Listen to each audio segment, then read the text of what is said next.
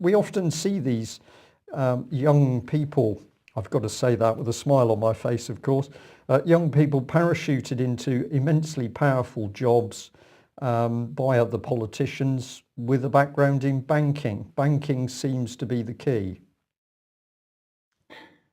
It is, Brian, and I thought in my silly little way that having had 8 years' experience in one of the intelligence agencies, I knew how the government and the establishment more or less worked. But it took me until I came out and started watching the UK column and reading many sources tipped by UK column viewers that I realised that the top of the pyramid is actually the banks and has nothing to do with the formal levers of government.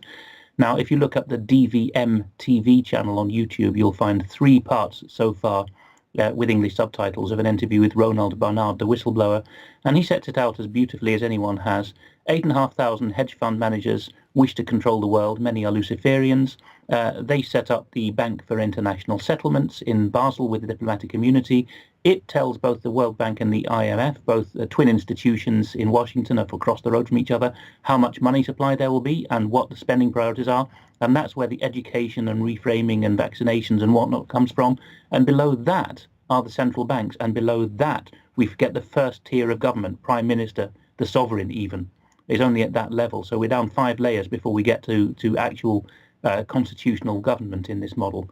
That is, I'm afraid, the root of the evil. And as you said yesterday, Brian, it was the banks that set up effectively the British equivalent of Phi Beta Kappa, the fraternity for, shall we say, forward-thinking leadership material students. The British version of that became Common Purpose, and it's funded by the banks.